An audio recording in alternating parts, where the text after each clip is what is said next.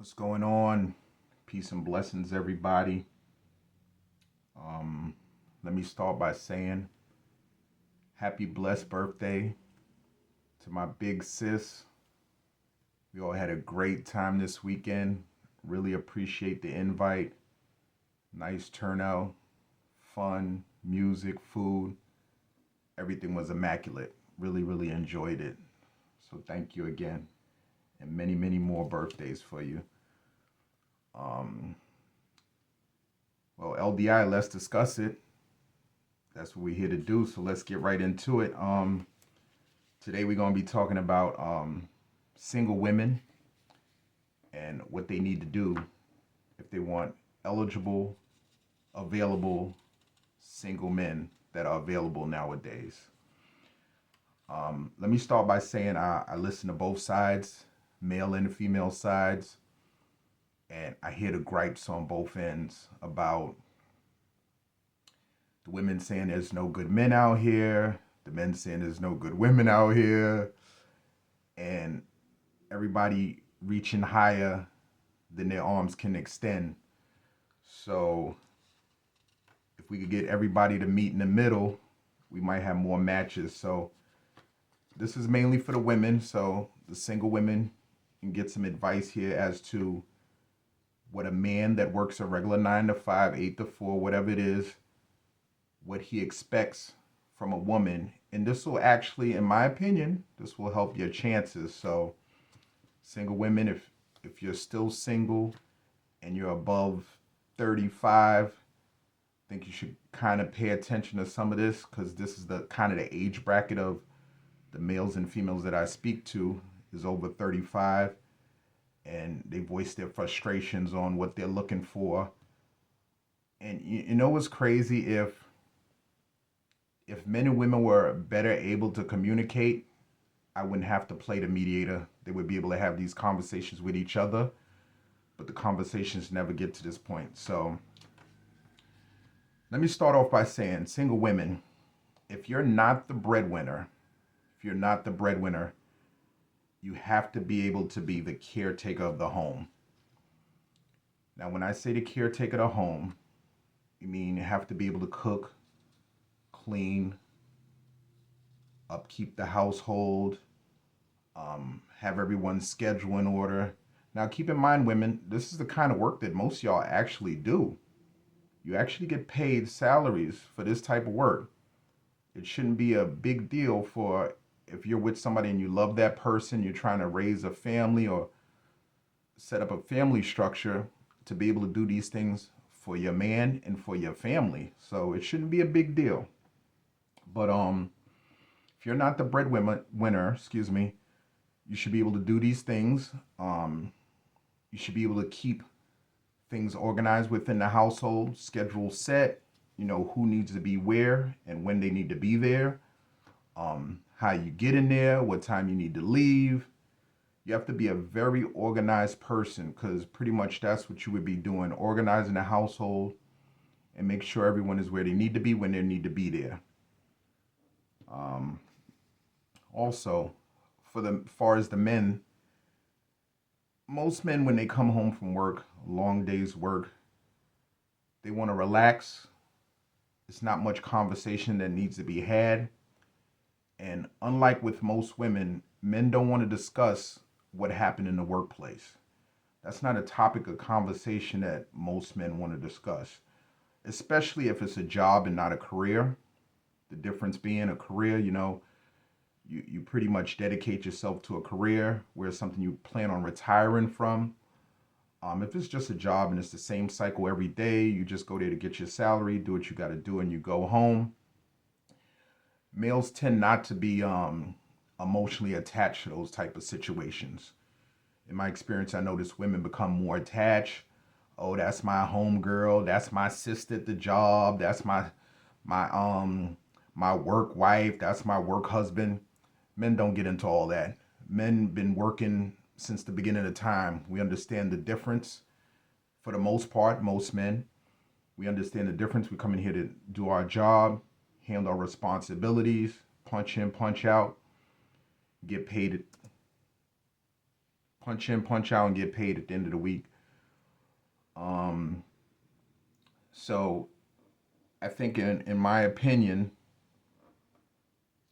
if you could figure each person's role in the household and you stick to it, it'll better work out in that type of situation, in those circumstances. Now, when you have expectations of the man of the house when he comes home for work and you expect him to do the chores of the house and the upkeep in the house, now that skips into your job, your assignment, your responsibilities. And no one should look at this as a negative. Keep in mind, I said, if this woman is not the breadwinner, so in a family system, each person has to have their job and their responsibilities. So for that to be your responsibilities, he shouldn't have to come home and have to cook, do dishes. But keep in mind, this is a fair trade-off. You don't have to pay bills. You don't have to go get the car service. When the car needs new tires, you don't have to go do that. When the car breaks down, you can call him and he's going to handle it. So keep in mind, it's a trade-off. It's not like no one person is getting over. No fair exchanges, no robbery. So if everybody brings their fair share to the table to do what's expected of them, shouldn't be any issues with the household in those circumstances. So most single men, they expect the woman to be the overseer of the household. They want a peaceful home. Here's a word of advice. I've noticed this, and I've noticed this for years. Women tend to come home and discuss work issues.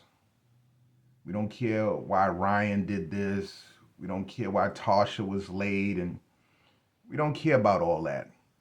All you're doing is adding on negative energy to your household. Keep in mind, this is workplace negativity. Now, here's a tip for me personally.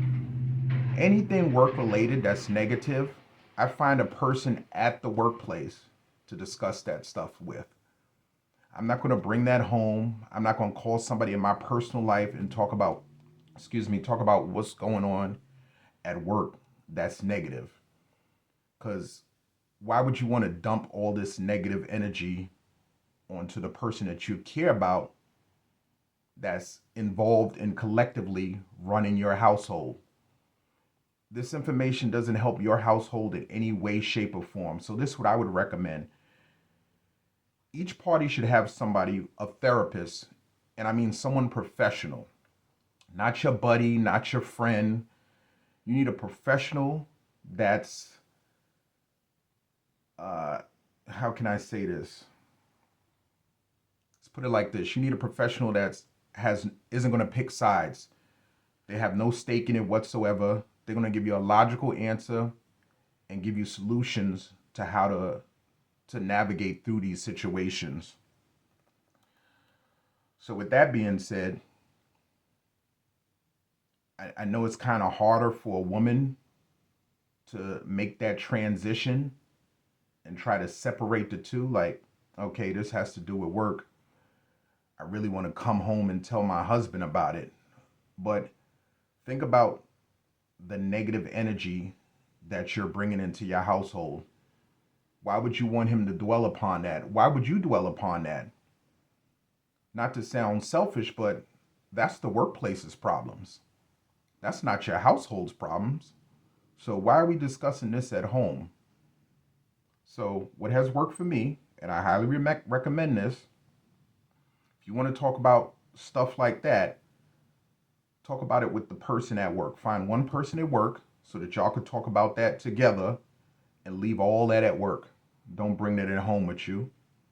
And the flip, like I said, the other suggestion would be find a therapist, somebody to dump this negative stuff on, because this is what you're paying them for. To listen, give their advice, suggestions, solutions, to try to come to resolutions. But I think it's very unfair when you're with your mate or your partner be it male, female, etc., whatever, to bring that home and make that a part of your daily problems. That shouldn't be a part of your problem. Excuse me.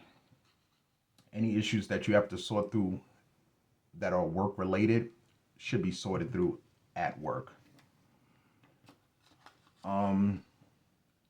So for my conversations with men say that they want a lot of the same things that women expect out of a relationship. They want to get pampered. Uh, they like going out on outings and so forth. It's the same type of energy I get from both sides, but in most cases, what I've experienced is that women feel like, oh, a man don't need that. A man don't need his feet done.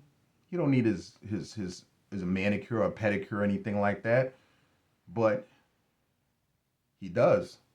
Men like this type of treatment as well. They like to be pampered as such as well. And you need to find time where when you're both free, you can both go together. But now you find stuff that you both do rather than try and push onto your person what you like to do and I need you to go with me. You feel me with that? I'm going to run that back real quick. Rather than push onto the person what you want to do, sit down and have a conversation, or just from experience, living with a person. You see how they move, what they like to do. If it's stuff that you both do together, but separately, start doing it together. Find what place that he likes to go to, the place that you like to go to. Y'all could alternate. Let's go to my place. Let's go to your place.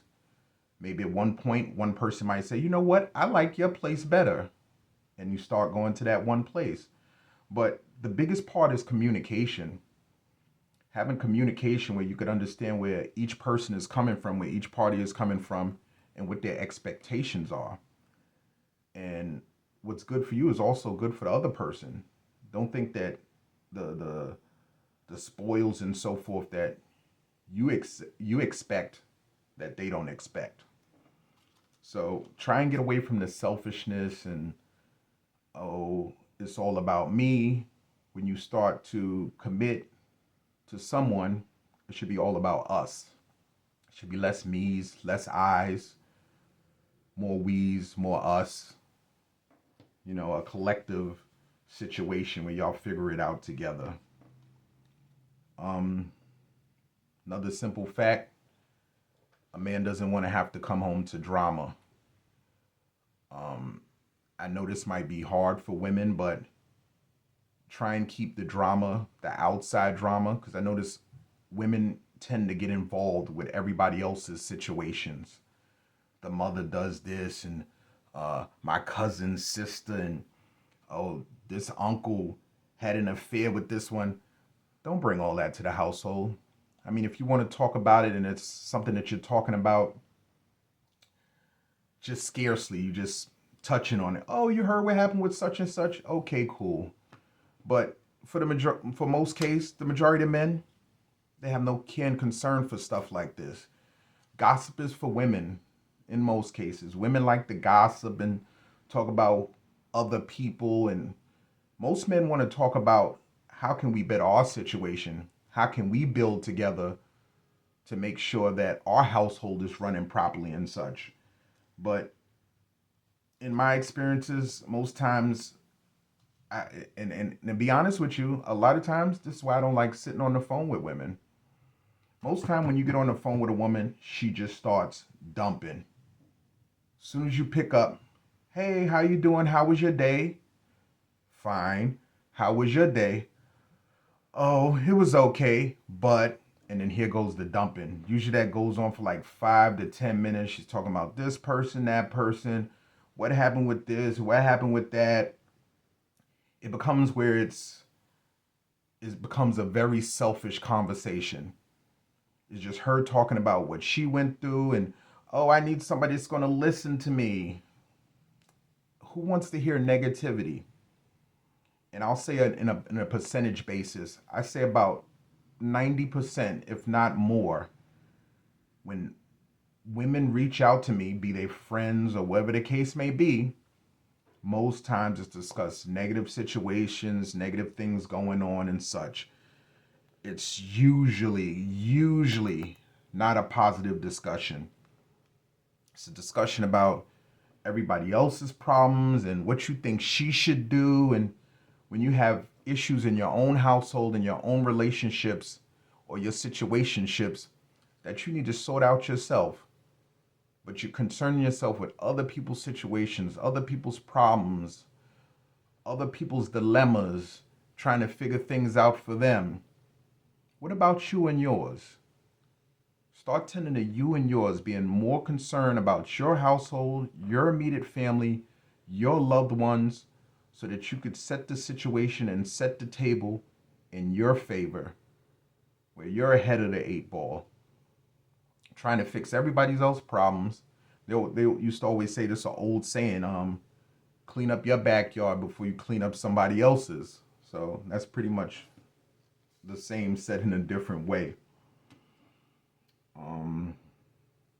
The main thing for you women, single women, is you set up an environment, a healthy, happy environment for a man to come home to, for him to walk into. A lot of things are turnoffs. Even in a dating scheme, you see a woman, a house isn't clean, isn't organized. And for the most part, in my era, and people from my era when we were raised, a woman was raised how to upkeep the house, how to keep the house clean. You come in a woman's house, you smell the scents, and there's no garbage on the floor. Now you go in these women's houses and their excuses, well, I work, I do this, I do that. Excuse me. It's understandable. We hear you. We understand what you have to do, but when do you take time out to get your home in order, to make this your comfort zone, your place of comfort? How can you be comfortable stepping over toys and garbage and so forth?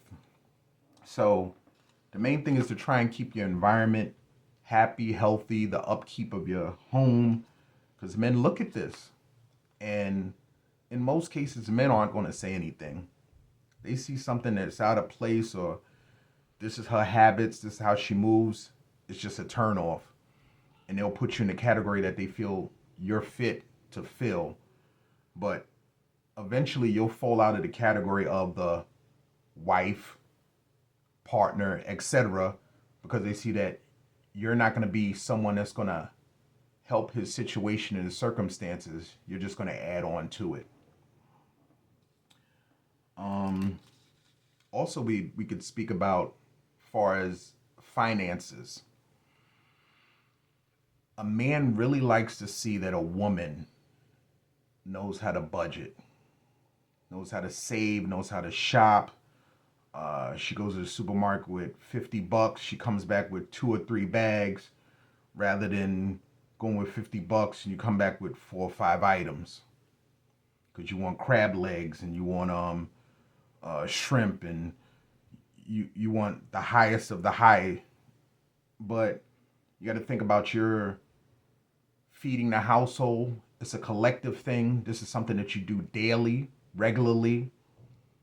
You can't splurge with your regular daily needs and habits. So in other words, food, laundry, clothing, things of that nature, you learn to shop economically.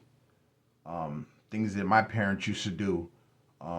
We didn't, when meals were prepared or we shopped for meals, we shopped for what was on sale. So let's say, for example, you eat lamb, beef, chicken, turkey, pork. Let's say those are the 5 meats that you mainly eat. You're going to rotate between those different meats and shop accordingly. So when you look at the circular, you're going to look through the circular and see what's on sale. If you know that everybody in the household likes these 5 meats, you could rotate between them. When one goes on sale, you grab that, put it in a deep freezer till it's time to pop it out and cook. And keep rotating between the different meats. Same thing with your vegetables. Certain vegetables go on sale at a certain time. So when they go on sale, you grab the vegetables. Some things are out of season. They cost more when they're out of season. Wait till it's in season to buy when it's in season. Now, don't get me wrong. Sometimes you get the taste for something specific, and when you do, you plan for it. Okay, this week we're going to buy this, but you have to cut back somewhere else. If you're overspending in one area, you got to cut back in another area. So let's say, for example, you want to do shrimp, crab legs, lobster, whatever the case may be. We want to have a seafood Friday.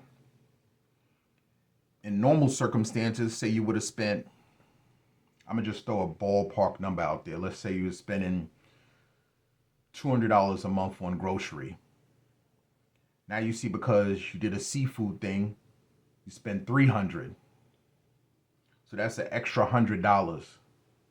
So now the next month, you're going to try and do 100, even though that might be hard. So you might do 150. The next 2 months, try to do 150. Get less expensive food, chicken, turkey. Let's do chicken and turkey for a little while. But a woman figuring out the budget lets the man know, okay, she can handle that. This is one less responsibility that I have to deal with. So the main thing is, a man comes into the situation, he's going to let you know what he's capable of, what he brings to the table. He's going to be a provider. And keep in mind, we're talking about a man, not a boy. We're talking about a man. And you should be able to spot a man, how a man moves, how he budgeted his money. Another thing I want to throw in there before I forget. A lot of women tend to look at a man's spending when he's out in the club, he's out in the bar on the weekend and stuff like that. You should watch a man when he's in the supermarket. When he's in the supermarket, when he's in the clothing store buying socks, underwear, stuff like that. See how he shops. Does he shop economically? This will let you know what type of man you're dealing with. It doesn't mean that he's cheap. He knows how much money he has to work with every month. He knows what his budget is. He understands what his budget is, and he's not going to live outside of his means. I'll give you a prime example. Angel Reese, I know there's a story circulating where she was spending like $8,000 a month in rent, which equates to $96,000 a year. But she's making $75,000 in salary with the WNBA, and she's complaining about, I can't even afford my rent.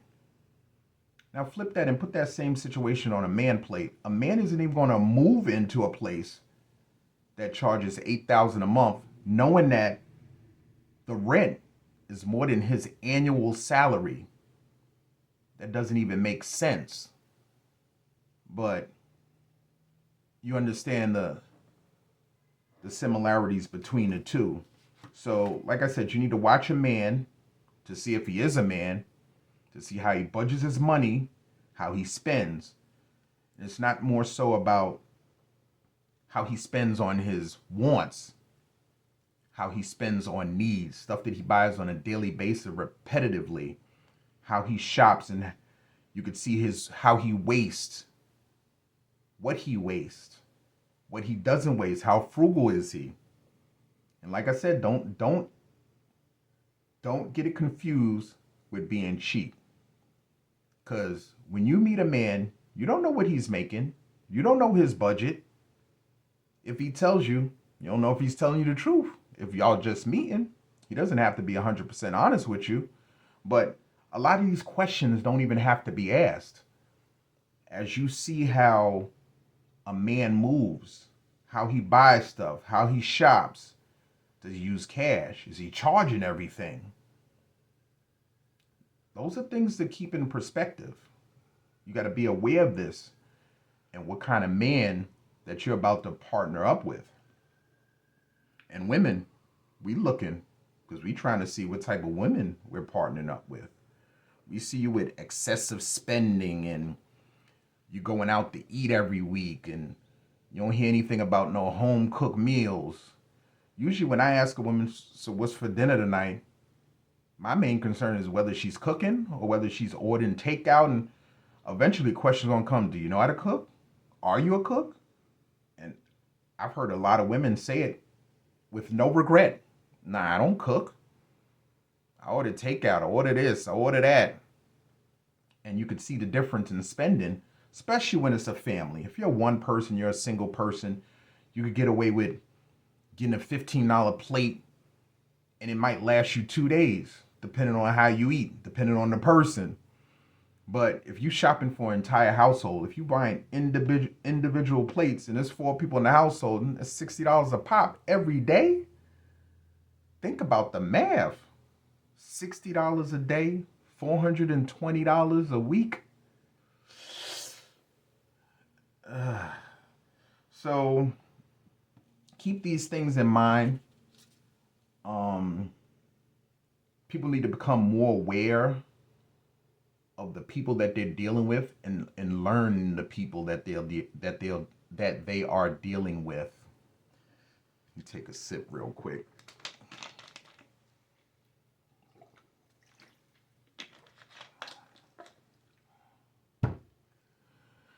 Yeah, because when you learn the people that you're dealing with, it makes things go so much smoother.